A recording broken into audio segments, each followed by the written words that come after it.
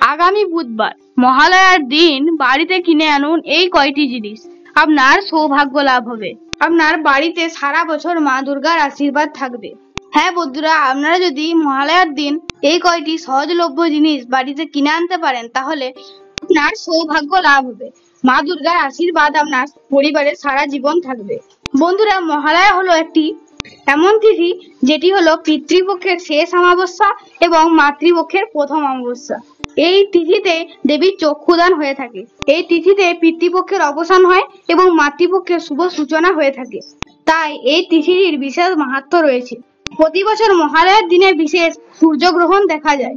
বন্ধুরা, আপনারা যদি এই দিন বিশেষ কয়েকটি জিনিস আনতে পারেন তা অত্যন্ত শুভ বলে মনে করা হয়। নম্বর 1, মা দুর্গার চরণ চিহ্ন।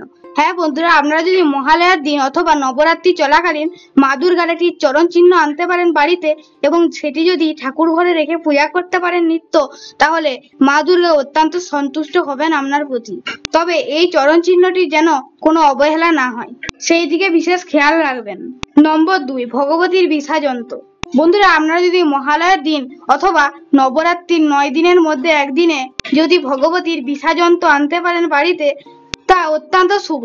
কারণ এই যন্ত্রতে মহালক্ষ্মী, মহা সরস্বতী এবং মহাকালী 3 দেবী একসাথে বিরাজমান থাকেন। নম্বর 4, কলস। বন্ধুরা, নবরাত্রির প্রথম দিন বা মহালয়ার দিন আপনারা যদি একটি কলস এনে ঘরে স্থাপন করতে পারেন তাহলে মা দুর্গা অত্যন্ত প্রসন্ন হন। কারণ নবরাত্রির প্রথম দিনে কলস স্থাপন করার রীতি রয়েছে। নম্বর 4, মা দুর্গার জপের জন্য লাল চন্দনের মালা। মা দুর্গার এটি অত্যন্ত প্রিয়। মা দুর্গার জপের জন্য এটি একদম উপযুক্ত। তাই বন্ধুরা, আপনারা যদি মা দুর্গার কোনো মন্ত্র জপ করতে চান তাহলে অবশ্যই মহালয়ার দিন লাল চন্দনের মালা কিনে আনুন এবং সেটিতেই জপ করুন। নম্বর 5, মা দুর্গার পতাকা। বন্ধুরা, আপনারা যদি কোনো দশকর্মার দোকান থেকে এই একটি মা দুর্গার পতাকা সংগ্রহ করে এনে আপনার ঘরের কোনো উঁচু জায়গায় অথবা বাড়ির ছাদে যদি লাগাতে পারেন তাহলে মা দুর্গা অত্যন্ত প্রসন্ন হন এবং আপনার বাড়ির সমস্ত নেগেটিভ শক্তি দূর করে দেবেন। নম্বর 6, লাল বা গোলাপি বা হলুদ রঙের শাড়ি।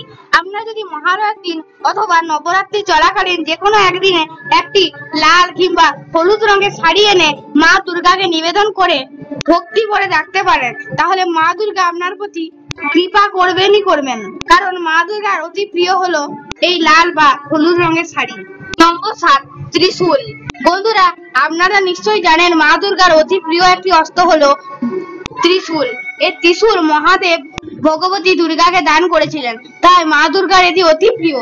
আপনারা যদি মহালয়ার দিন অথবা নবরাত্রি চলাকালীন যে কোনো একদিন একটি ছোট ত্রিশূল এনে বাড়িতে স্থাপন করতে পারেন এবং নিত্য পূজা অর্চনা করতে পারেন তাহলে মা দুর্গা অত্যন্ত প্রসন্ন হন।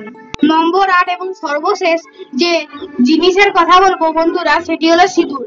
মা দুর্গার অতি প্রিয় হলো এই সিঁদুর। মা দুর্গা হলুদ সিঁদুর পরতে অত্যন্ত ভালোবাসতেন। তাই বন্ধুরা, এদিন যদি আপনারা কোথাও হলুদ বা কমলা রঙের সিঁদুর পান তাহলে এটি অবশ্যই আনবেন নিজের বাড়িতে এবং মা দুর্গার এই মন্ত্রটি বলে মায়ের কাছে নিবেদন করবেন। মন্ত্রটি হলো সর্বমঙ্গলে মঙ্গলে শিবে সর্বার্থ সাধিকে শরণ্যে ত্র্যম্বকে গৌরী নারায়ণী নমস্তুতে। বন্ধুরা, আজকের বিশেষ পর্বটি এখানেই শেষ করলাম। আশা করব আজকের পর্ব থেকে আপনারা একটু হলেও উপকৃত হলেন। জয় মা দুর্গা।